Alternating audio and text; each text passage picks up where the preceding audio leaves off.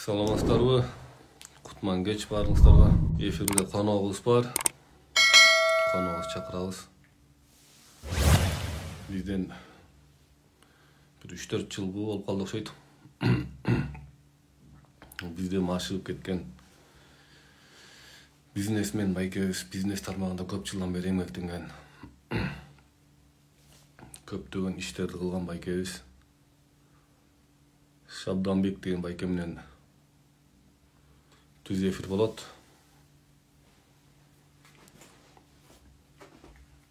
Анда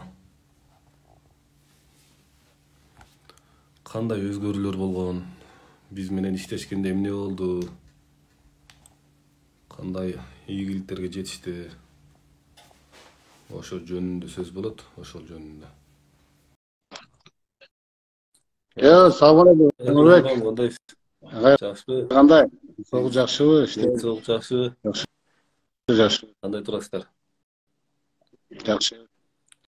Иштериңиз жакшыбы? Кичине кечигип калдым, киши келип калып, кичи кечигип калдым. Эч нерсе эмес. Бул Шабдан байке тууралуу тааныштыра кетейин. Бул Шабдан байке Жалал абадта жашайт. Жалал абадта жашайт. Көп жылдан бери бизнес тармагында жүрөт, көп жылдан бери. Анан бизнес тармагында жүрүп, анан экөөбүз медитациялар таанышканбыз. Биздин клиент катары келип, анан кийин баягы акадос деп коет го, акадос болуп калганбыз. Өзүңүз жөнүндө тааныштырып, кантип, эмне болду, эми айтып бересиз? Канча киши отурат? 152. Салам алейкум баарыңарга. Амансыздарбы? Кыштын Суркостан аман жүрөсүздарбы? Менин атым өмүккө тааныштыргандай Шабдан. Жалал абадта турам. Өзүм сурактык болом. Бизнес тармагында өзү кесибим боюнча журналистмин. Бирок 5 жыл иштеп эле анан бизнес тармагына өтүп кеткен. Ошентип көп жыл бизнес кылып жүрүп, 2011-12ден баштап аябай банкрот болдум. Өтө крупный суммага банкрот болдум. 2000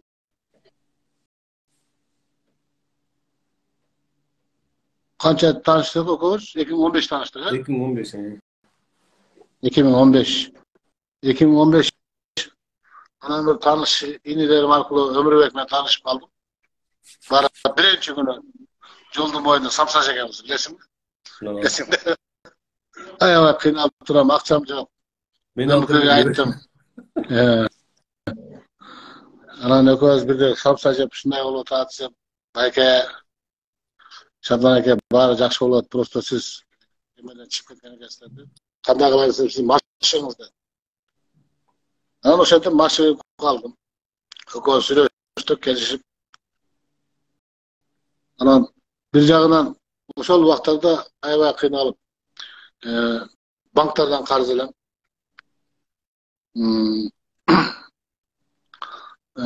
Ишканам арест болчу банкта. Теги атамдын үйү арест эмеде, банкта, айылдагы үйүм арестте, дагы бир досумдун үйү арестте, банкта эле да. Эмне кылып, кандай молдаларга бардым, тияка бардым, бияка бардым, жанагындай жыгындар кылдым, такыр боло койду. Анан ойлодум мен, ушул турбайбы, Кудай мени чыдап кеткен турбайбы, значит мен бир жерде туура эмес кылдым дедим. Көп туура эмес иш кылган окшойм деп анан отуруп анан Өмүккө менен таанышып калгандан кийин айтты, сиз деди көп энергия чачып алыпсыз деди. Эми топтош керек ошондо. Анан экөөбүз баштадык. 8 күн дегенде бир жакшы инилерим бар эле, ушул инилериме айтып калды. Шабдан аке бир участогум бар, ошону сатып иш кылбайсызбы деп калды. Берди анда мага деп. Анан $2000 аркасына саттым. 8 күндө башталган да ошондо. Аны саттым. Аны да оборот кылып, дагы бирдемесин саттым. Ошондо айландырып kaldırıp gelip uşo 40 gün degende bir ay gelmesek ya. Bir ay. Bir ay oturup da koyuz. Gününe kaç saatten kıldık? Günde başında 1 saat, 2 saatten kıldık. Keyin 4 saat, 5 saat oturduk. 5 saat oturduk. Bu 8 gün degende ошол vraçka gelip kaldı. Ana ушундай olurdansam bir jerim satıp atасы satып бериңиz деп kaldı. Bana sattım, bana iş başlanıp ketти. Ana Ömürбек'e de çıkpay жүрдüm. Keyin ayttım, Ömürбек, көп нерседен кутулуп койдум dedim ha. Başta 40 günde kutulup çıkıp kettim de. Aslanmay jagынан. Ошо 40 gündün içinde emer kıldım. Atamın üyünü çıkardım, ayında uydu çıkardım. Dostu üyünü çıkardım. İşkanam turturdum zapasta. Biraz karmap durdum, böyle sütemli işlerimiz var öyle de. Atayın karmap durdum. Biroq aldılar keyin çekildi. Bayağı zapas akçalar salıp koydum öyle çekik çekti. Bir yılda aldılar bitti de. Şimdi spor vaproslar var alırlar çekildi. Oşun için bu adam angsızımının da angsızımının bu kişi çıdaş gerek. Bu ego öte bu nafsi ego degenci öte ziyanlısı da bu. Misalı Жалал областында men munda aytsam 96-97 жылы 22 миңге жеп алгам. Губернатор чакырып алып сураган менден. Канча калдың? Мага сатпайсыңбы деп. Мен анда акча көп, бизнесте билесиң, акча көп болот. Канча-мынчасы мында келе албачу. Өзүм мындай баары менен бирдей сүйлөшүмөн мындай. Бирок ошолорду карап туруп келе албай, чочуп турса, акчам көп болсо, эгом көрсөтүлгөн да. Эгом көрсөтүлгөн. Бирок түшүш аябай кыйын. Мисалы, любой киши кызматка туруп 2 жыл иштеп, 5 жыл иштесин, 10 жыл иштесин, 20 жыл иштесин, иштен алып койсо, ал эгосу түшпөйт да. Эгодо жүрө берет. Эмнеге мени алып койду? Ал напсыз тойгондон иши жок. Напсыз тойбойт. Мен дагы иштешим керек, дагы кылышым керек деп жүрө берет да. Мен дедим мына канча банкрот болдум, кайра турдум. Кайгына билесиң а Ömürбек. Ошол карыздан кутулгандан кийин 4 жим бар. 4 Lexus'um бар. Бирөөсү Prada. Ошолорду саттым. Атайын эгомду жоготушуп, күрөшүп, мен пешком жүрөм атайын. Аны түшүнгөн адам түшүнөт, түшүнбөйт. Атайын пешком жүрөм. Атайын ошо элдерди көрүп, элдерди чочам. Бишкекке барып калып, ошол машина болсо деле албайм. Маршруткага атайын өтүп маршруткада жүрөм. Мен өзүмдү эгом түшүрүш үчүн атайын күрөшүп атам. Болбосо балдарыма чакырып, мисалы, Ömürбек машинаң бар экен, бияка апарып кетчи. Жакып барып кетчи десем болот, туурабы? Мисалы, кээ биркилерде байкайм да, өзү аябай кыйналса дагы эгодон түшпөй жүрө берет. Эгосу өтө бийик, напсысы бийик. Кой, уят, кой, мындай бара албайм, кой көрүп калса эмне дейт. Ошону басып өтүшүн адам эгодон түшүш керек. Кадимгиде аттан түшүп жөө баскандай эле. Мисалы, исламда бар да, кыргыздарда бар. Ат менен келсең, жөө турган киши менен биринчи аттан салам алейк алыш керек. Салам бериш керек. Жердеги киши эмес. Ошол үчүн айтат, канча бийик болсоң дагы жерде жүрөсүң дейт.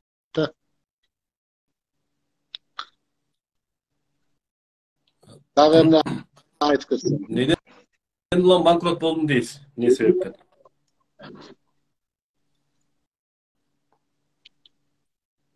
Эми мындай да, бул бизнесте ушундай да. Бизнес акчаны дагы кадимки малды, койду, тоокту кантип багабыз, кантип кайтарабыз. Ошентип кайтарып эсептеп турушубуз керек да.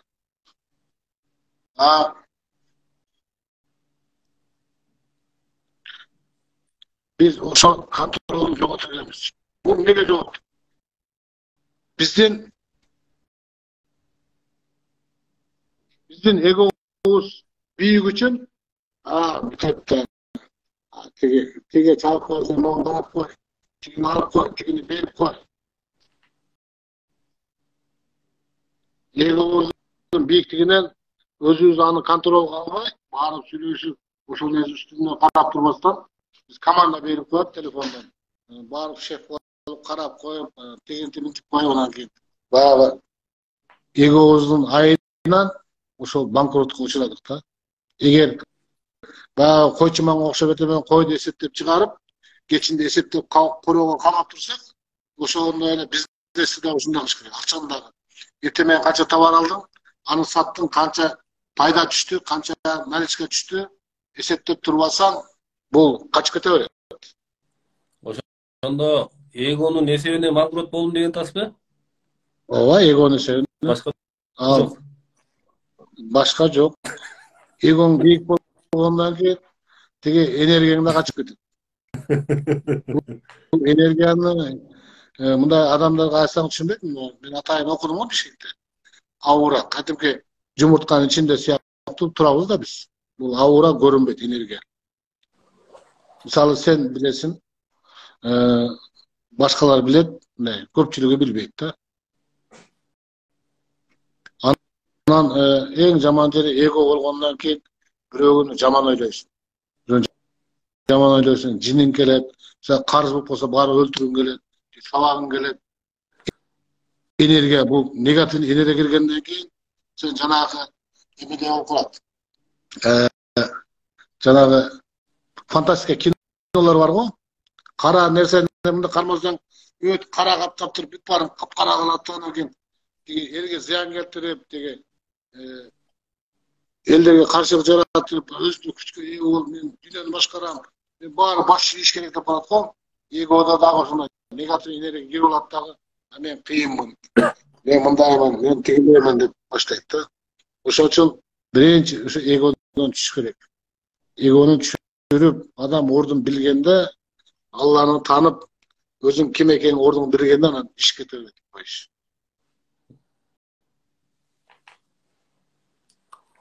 Анан ошондо материалдык дүйнө кантип келип баштайт адамга ошондо, эго кеткенден кийин? Эго кеткенден кийин материалдык нерсе кантип келип баштайт эго кеткенден кийин? Мындай да, адам жакшынын шарапаты, жамандын кесепети дейт да. Бул негатив, бул кесепет. Негатив кесепет. Оң энергия бул шарапат. Шарапат деген бул энергияң ички дүйнө, эгоң, напсың жок болсо, сен как адам катары эсептейсиң. Энергияң толук болот, бирөөнү жаман ойлобойсуң. Ошондо сага татыруу күчтөр ээ болот. Ошондо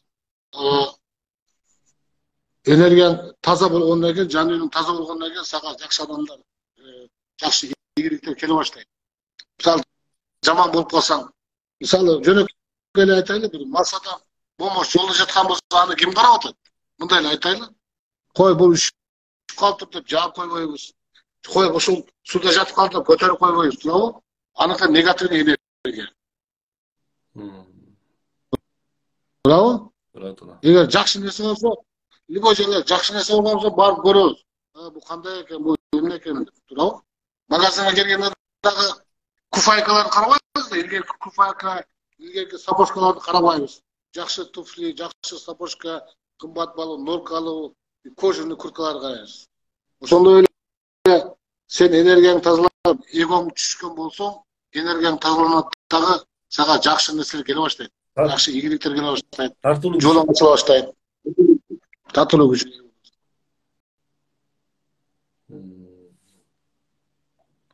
Өзүңүз намаз окуйсуз? Ооба, намаз окуйм. Бул байке да намаз окуп, ушундай эме алып жүрөт. Уже намаз окугандарда бизде өтө көп. Биздин бир клиент эмеде иштешкенден бир 50-60% намаз окуган адамдар. Намаз окуган адамдар.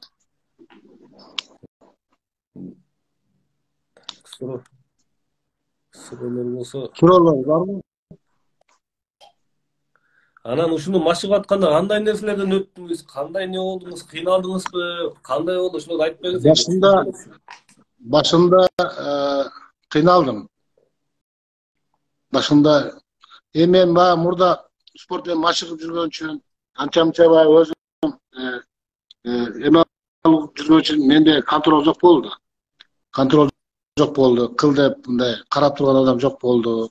Анан мен сага таанышып, сени менен баргандан кийин мындай айтканда мен самоучка болуп өзүм эме алып жүргөн үчүн эми мындай айтканда биринчи агайым сен болуп калдың да.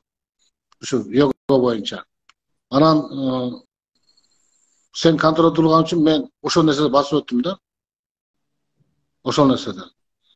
Ошол эмеде медитация кылганда мисалы мен сурадым го.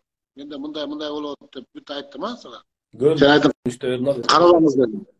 Көрүнүштөргө карабаңыз, көңүл бурбаңыз, туура кете бериңиз деп. Менде өзү илгеркерден ушундай нерсе бар. Ушундай отуруп ойго түшкөн болсом учуп кетем да.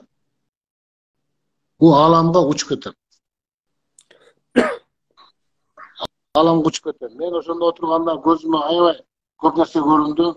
Борон, чапкын, токойлор, тоолор, таштар, суулар бүт эме кылды. Даже баягы асманга учуп баратканда мен алдыма бүркүттөр, динозаврлар чапчый баштады. Акыры бартыр анан баягы Брус Линин бир киносу бар, билесиңби? Брус'un kinosunda bayağı bir drakonla çalıştırıp akırda cennet bu. Mende de oşanlar oldu da men Bruce Lee'men uğraşıp kaldım. Bruce Lee'men akır gündörü Bruce Lee'men uğraşıp kaldım dağı. Anam çalışıp ayağa kıyın terledim. Anam Bruce Lee bana salam verdi de getip kaldı. Salam verdi de getip kaldı. Anam özümçe oyladım. Kudağa şükür.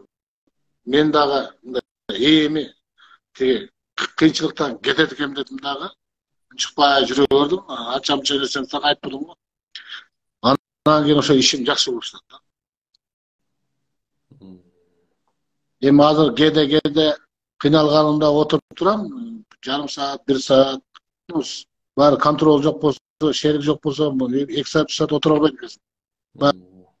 Бишкекте жүргөндөрү тоолорго мен жанагы атайын аппараттар сатып алып, атайын окуп, кайсы жерде энергия көп, кайсы жерге барсаң энергия аласың, ошо текшерип алып, кайсы суудан энергия аласың, атайын аппараттарды алып, ошо мен жүрөм го. Кайерге барсам текшерем. Энергия аламбы, ала албайм. Кыргыздар деле айтат да, таза тамактан таза суу ич. Таза жөө дегенде азыр мына техника жетишти да, техниканын доору жетишти. Жөнөкөй эле бир аппараттар менен бир жана сиздеги аппараттар менен суунун эмесин сууга салып туруп эле даже жер жемиш, бер жемиш маа билип кое турган эмес. Канчалык. Азыр мен ошону эме кылдым. Азыр жер жемиш боюнча заказ берип койдум. Жер жемиш боюнча. Анан дагы көп нерсе бар, көп аппараттар чыкты азыр. Бардыгынан бирден алып коем. Эмнеге дегенде бул менин ден соолугум да. Менин ден соолугум Алла Таала мага берген. Men kanda alıp gitsem, şoğu jaraşa jашайт. Misal, oy degen, ar degen jeyibire turgan bolsa, maga может, sen özüň jegensin, özüň kılgansın dep Allah Taala azırak ömür beren. A men büt barıp tekşerip özüme gerekli nerseni jey turgan bolsam, Allah Taala maga köpürak ömür beret dep turabı, den sooluk beret dep. Men buyaga Allah'dan, Kudaydan. Oşon üçin har bir kişi özünün nafsisi menen, egosu menen күрөшүp, кандай тамак жеш керек, кандай жүрүш керек, кандай кийиш керек. Кийимге не имеет значения. Кийим эми любой кийим, эми баягы синтетика деген бар. Синтетика пакта, хлопковый. Ошону гана айырмалап, хлопковый көбүрөөк кийиш керек, синтетикага караганда ошол. Главный адам өзүнү адам экенин сезип, эгодон түшүп, Аллага ишенип, өзүнүн içki dünyasını taza alıp, bürek oyun taza alıp tutkan bolsa, любой жерден. Ayağı ak, iyilet, yok sınbayt deyip durabı. Şonda ele ak жүрген bolsaң, любой жерден çiğip kete veresin, любой игілге жете veresin. Meditasiya oturganda kıyınçılıklar boldu ondan? Mınday kıynalıp oturganda aябай. Oldu, aябай желкем uyudu, aябай kıynaldım başında. Kıynaldım. Бирок ошо желкемден ошо 7-8 күнү уже мен желкемден баягы Kocamkul баягы жылкыны көтөргөндө көтөрүп туруп алып салаткан да койгондой болуп жеңилдедим аябай. Бул Байкенин бир жакшы жери бул осознанный келди. Баягы адам илимге через кризис или через билим аркылуу келет экен да. Билим аркылуу. Баягы өзүңүз айткандай сиз бизнесте жүрдүңүз, ар жакта жүрдүңүз. Эго толду көбөйдү, аны Алла таалам көрдүңүзбү?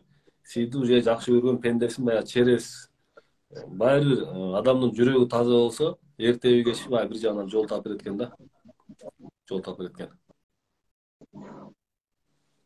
Анан bu elge жардам беришти, баягы эго көбөйгөндө унутуп каласың.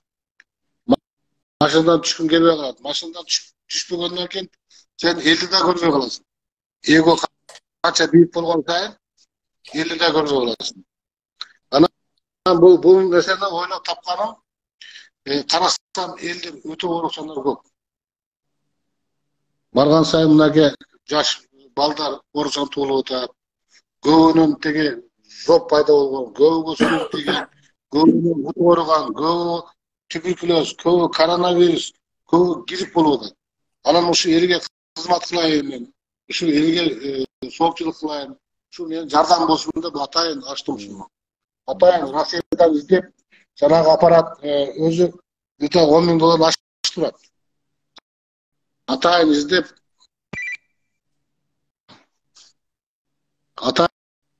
ошону алып келдирдим. Дагы атайын Нарынга барып, именно Кочкордун тузу. Кыргызстанда эң күчтүү жакшы туздардын бири Кочкор. Өзүм байырганда бүт эле Гималайский деп биздин туздар аябай жакшы. Бирок ошонун ичинен эң жакшысы Кочкордук. Жакшы кыласыздар. Бул служение кирет да. Адамга духовно через служение келет. Ошон үчүн бул эметкен жакында. Эгер мына группада жүргөндөр болсо, Жалал Абадка жол түшүп келсеңиздер, атайын келиңиздер. Азыр мына дагы эме болуп атам, баягы келип жаткан эместе болбой калат экен азыр. Экинчи этажы мен үйүм да. Эсен ал жакта домдор бүткөн болсо, мен атайын бошоп туруп жатакана кылайын деп атам. Кийинки жылдан баштап. Нарындан келсе, теги Бишкектен келип калса, Таластан келип калса, Оштон, Баткенден келип калса, атайын конок үй кылып жаткызып, күнүгө келип лечение алып, медитация кылып, сени менен жүрүп. Туурабы? Бул эле чоң кызмат. Көрүүчүлөр, бул Байке менен сүйлөшүп атабыз. Бизге азыр мына Бишкектен Жалал Абадтан бир 6-7 киши бар. Бизге келип дайрылып аткандар. Эми эртеңден баштап ошол жакты сүйлөшүп атабыз. Бул Байкенин ишканасына барып, ошо туздун ичинде медитация кылсакпы деп пландап атабыз. Туздун ичинде күнүнө бир 2 саат, 3 саат кылып кетсек, аябай чоң пайдалат. Ичи жылуу. Мен ачкандан бери мен 5-6 жолу медитация кылдым. Көп эмес, 1 саат, 2 саат, 3 саат эмес, 20 мүнөт, жарым саат, 15 мүнөттөн кылып атам. Эми келип кетип таныштар, клиенттер келип баягы бузулуп калып атат да. Ошондо медитация кылып, желкемдеги азыр энергияларды чыгардым азыр. Жеңилдей баштадым кайра. Бул тузда аябай сонун бат чыгат, бат убакыт өтөт. Тем более биринчиден медитация кылат. Экинчиден туз жутат, ден соолугуңду. Эта бул өтө күчтүү бат жетсе болот. Анан теге кимдер келип ошол кичи болсо дагы өмүрүнө кийинем кичине болсо дагы мага агай дейм, биринчи агай. Ким келсе дагы чыдап, угуп, ошол 5 күн убагын өткөрсө чыдап.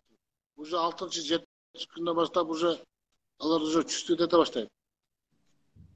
Мен 7-нчи күнү теге баягында экөөбүз медитация кылганда 7-нчи күнү күнгө жатканмын. Жарыктык келген ошол. 7-нчи күнү күнгө жеткен. Жарыктык келдиби? Кадимкидей баягы асманда учуп бараттым. Булуттарды аралап тиги тоскоолдукту жатып, бияка учам, тияка учам, кышайып, буйтап качып An karasam bir точка gün bolup turdu da onday bolуп turdu. Точка болуп turdu. Ошого жеттим да. 7-8 күнү уже жеттим. Жетtim. Анан мен сага айттым, Өмүрбек, менин ишим биринчи башталды. Уже мага балдар келе баштады. Анан кийин чоң болуп, ошо күндүн өзүнө жетпедим, бирок күндүн нуруна мен аябай ошол жерде акыркы күндөрү ошо бир ай болуп калганда, уже мен тиги күндүн нуруна уже эме кылып жүрдүм да. Бул жерде мен түшүндүрө кетейин. Бул байке сураганда баягы көзүмөн андай мындай көрүнүп атат дейт. Бул личный айтылат. Анан байке аларга карабаңыз деп туруп, полный ушул нерселерди бир ай окуттум байке. Бир ай окутуп, тынбай машыгып аттып, бир ай. Анан ошол нерселерди байке уже жеңип чыгып кетти, бул жерде этаптарды жеңип, күрөшүп чыгып кетти. Анан ар кимде ар кандай нерсе болот, мисалы. Анан көпчүлүк баягы ошондой мындай элестер келе берет. Ошол элестер менен көп мен айттым байке, бул элестер көп эле алек боло бербеңиз деп туруп, анан кийин ошонун баары кеттиби? Баары кетти. Баары кетти. Бул элес мындай да, баягы сен айттың элес келе берет. Бирок баягы отурганыңда ойлойсуң да, жумушуңду ойлойсуң, проблемаңды ойлойсуң, бала чагаңды ойлойсуң, ата энеңди ойлойсуң. Ой деген жаман нерсе да, учуп кетет. Туурабы? Ойлобойдун сен да учуп кетет. Ошол ойдон, ошол проблема ойдон чыккандан кийин сен уже кете баштайсың. Уже башка сага эчтеке тоскоолдук кылбай калат. Мисалы, тиги ата энебизди бишкекке алып барып, же болбосо шаарга алып келсек айылда да. Кокой тогум калып кетти, тиги коюм калып кетти, малым калып кетти деп кыжалат боло берет. Эң жаман бул жерде ким медицинада кылам десе, кыжалат чегип, проблемасын чычтасын. Качан чыдап өткөндөн кийин ал жөн эле баягы жипти чечкендей эле чечилип өзү жолу ачылып кетет. Самый главный, сен контролдо отурсаң, ошону туура кылыш керек. Туура дем алып, туура медитация кылган болсо, любой нерсени чыгып кетет. Кудайдан сураш керек. Кудайдан бул дүйнөдө бул ооруга да себепчи болот, жакшыга да себепчи болот, жаманга да себепчи болот.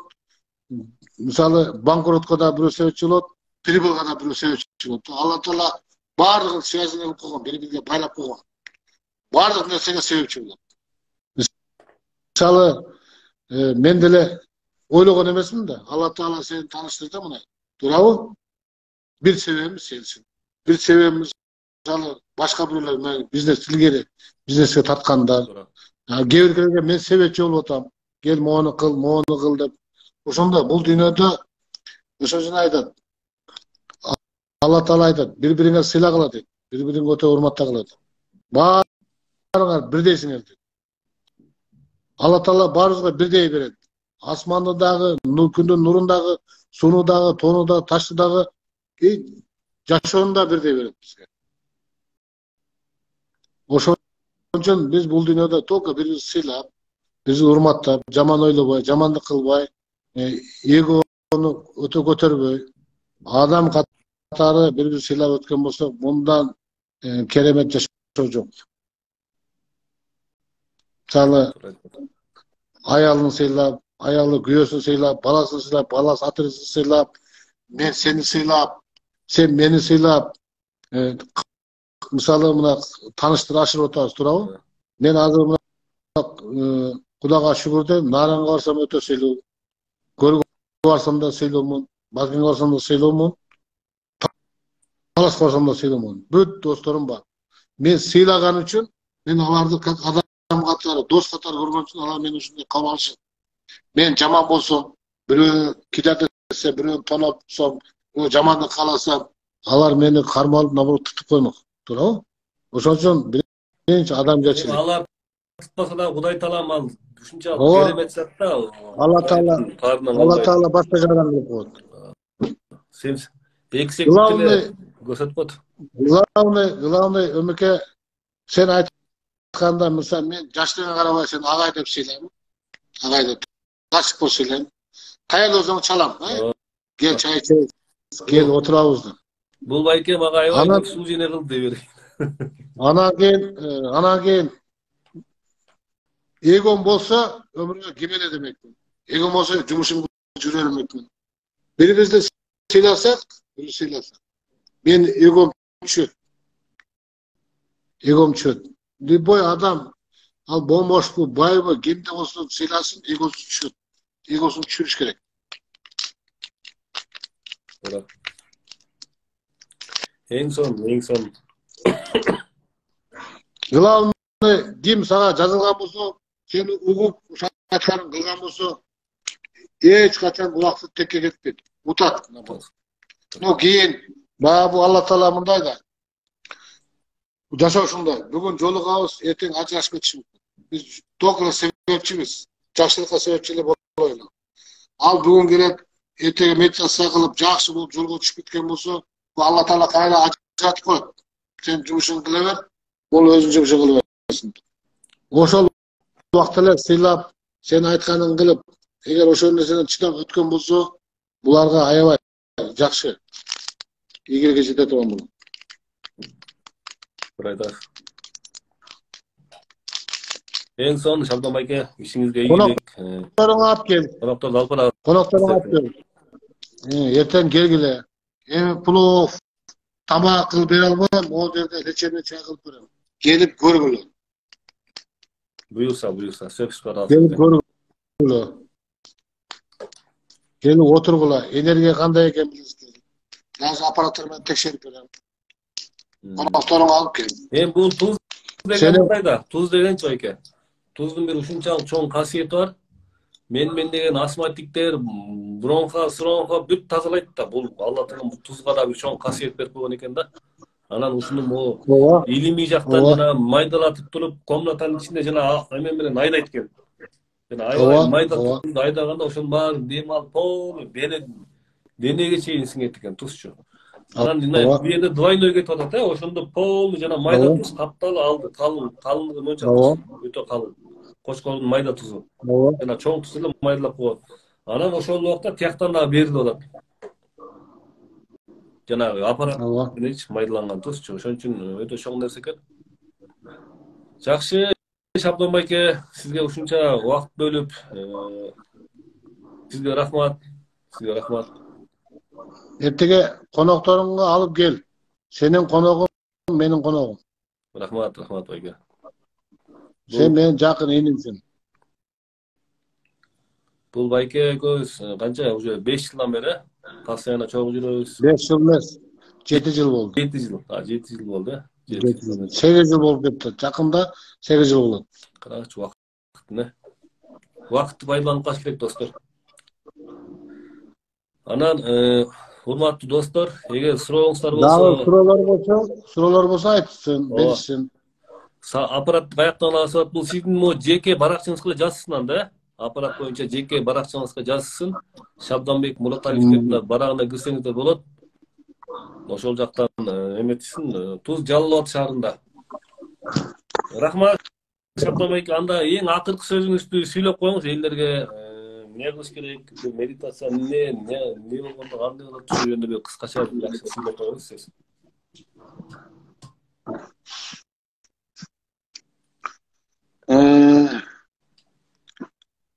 Akırkı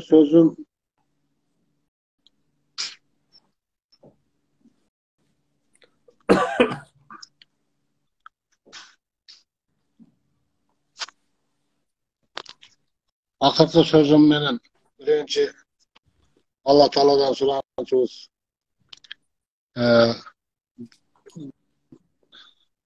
Бүт дүйнөгө тынчтык, аманчылык берсин. Согуш болбосун. Бул согуш деген терс энергия. Ошонун ичинде биз аман болойлу.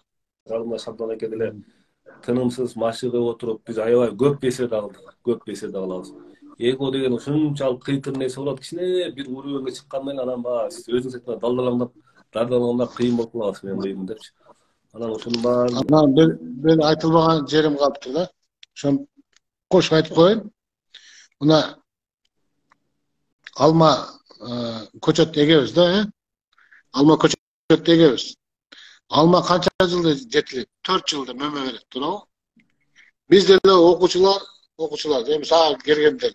Эми мен басып өттүм го эми. Баягы эме болуп кетпейби, эгем көтөрүлбөсүн, басып өттүк го.